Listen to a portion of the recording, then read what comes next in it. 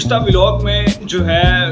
ہم نے ڈسکس کی تھی 5 امپورٹنٹ خبریں، اور ان خبروں میں سے ایک جو اہم خبر تھی وہ یہ تھی کہ آنے والے دنوں میں ایرانین جو سپریم لیڈر ہیں ان کا انتخاب کیا جائے گا اور ان کی اناؤنسمنٹ کی جائے گی۔ تو ویسا ہی ہوا، منگل والے دن جو ہے اناؤنسمنٹ کی جا چکی تھی اور مجتبیٰ حسن خامنئی کو نامزد کیا گیا تھا، بلکہ ان کو اپوائنٹ کر دیا گیا۔ ان کی اپوائنٹمنٹ کے بعد ہم نے دیکھا کہ کس طرح سے انہوں نے جو حملے تھے ان کو جاری رکھا، اور جو جنگ پہلے چل رہی تھی آیت اللہ خامنئی کی ڈیتھ کے بعد بغیر کسی سپریم لیڈر کے اس جنگ کو مزید ایسکلیٹ کر دیا گیا، اور مزید جو ہے وہ اپنے اہداف جو ہیں ان کو پورا کرنے کے لیے ہمیں نئے سپریم لیڈر یعنی کہ خامنئی جو ہیں وہ سرگرداں نظر آئے۔ تو یہ جنگ جو ہے یہ آنے والے دنوں میں کس سمت بیٹھے گی، اس کا انالیسز آج کی اس ویڈیو میں کریں گے۔ اگر ابھی تک آپ نے یہ چینل سبسکرائب نہیں کیا تو میں آپ سے التماس کرتا ہوں کہ اسے لازمی سبسکرائب کر لیں تاکہ آپ تک بر وقت اپڈیٹس ہم پہنچا سکیں۔ اسٹریٹ آف ہارموز اس وقت سب سے امپورٹنٹ جو بحث ہے وہ اسٹریٹ آف ہارموز پہ کی جا رہی ہے۔ دنیا کے مختلف جو پاورز ہیں انہوں نے اسٹریٹ آف ہارموز پر اپنے بیان قلم بند کروائے ہیں، جس میں سب سے امپورٹنٹ اور اہم بیان جو ہے وہ اقوام متحدہ کا ہے۔ اقوام متحدہ نے ایران میں ہونے والی جو بلڈ شیڈ ہے، جو ایران میں ہونے والی جو خون بہا ہے، اس پر تو کوئی تعزیت نہیں کی، البتہ انہوں نے اسٹریٹ آف ہارموز پہ ضرور تعزیت کر دی ہے کہ بھئی یہ جو رستہ ہے یہ بہت امپورٹنٹ ہے، اسے کھولا جائے ورنہ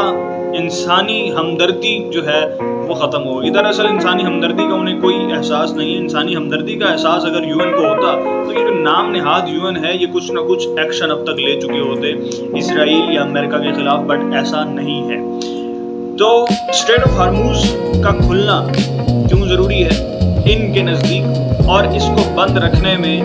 جو ایران ہے وہ اپنے کون سے مقاصد حاصل کر سکتا ہے۔ اسٹریٹ آف ہارموز سب سے پہلے سمجھتے ہیں کہ یہ ہے کیا۔ اسٹریٹ آف ہارموز وہ امپورٹنٹ پوائنٹ ہے، وہ امپورٹنٹ راستہ ہے جو کہ خلیج ممالک کو باقی دنیا کے ساتھ کنیکٹ کرتا ہے۔ اور خلیج ممالک یعنی کہ گلف کنٹریز میں جو بھی ریسورسز ہیں جب انہوں نے ٹریول کرنا ہوتا ہے یا باہر سے کوئی بھی امداد جو ہے وہ خلیج ممالک تک یا پھر گلف کنٹریز تک آنی ہوتی ہے تو اس کا جو گزر ہے، جو پیسج ہے وہ اسٹریٹ آف ہارموز ہی ہے، جو کہ سب سے شارٹیسٹ وے ہے، سب سے شارٹیسٹ پیسج ہے۔ تو ایران نے جب یہ پیسج بند کر دیا تو اس کی جو سپلائی ہے آئل کی وہ انڈیا، پاکستان، چائنا، ان تمام کنٹریز کی طرف رک گئی۔ یہ ایران کی مہربانی ہے کہ اس نے پاکستان کے آئل ٹینکرز کو نہیں روکا اور انہیں لے جانے دیا، اور چائنا کو بھی نہیں روکا، کیونکہ کہیں نہ کہیں چائنا اس وار میں ایران کی ہیلپ کر رہا ہے اپنی انٹیلیجنس دے کر، اور اس کی جو سمبل ہے، جو اس کا پروف ہے، ایویڈنس ہے، وہ اس بات میں ہے کہ 2026 کے سٹارٹ میں ایران اپنی جو نیویگیشن سسٹم ہے جی پی ایس کا وہ امریکن سیٹلائٹ سے ہٹا کر چائنا کی سیٹلائٹ پر شفٹ کر لیتا ہے، جس سے ہم نے دیکھا کہ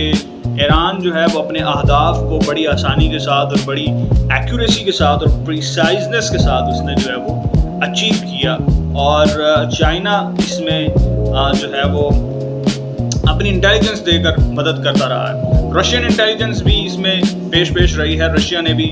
ایران کا بہت ساتھ دیا ہے۔ پیوٹن جو ہے انہوں نے بہت سارے بیانات بھی دیے گزشتہ 3-4 دنوں کے اندر، اور ایسا صاف نظر آ رہا ہے کہ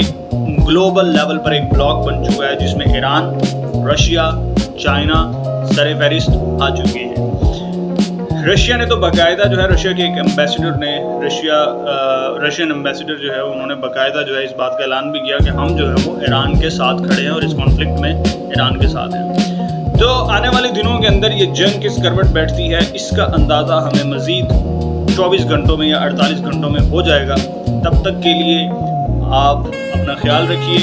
اور مزید اپڈیٹس کے ساتھ انشاءاللہ تعالی ہم حاضر ہوں گے۔ فی الحال اتنا ہی، اجازت دیجیے اپنے ہوسٹ قاضی علی حمزہ ہاشمی کو، ملتے ہیں نیکسٹ ایپیسوڈ میں۔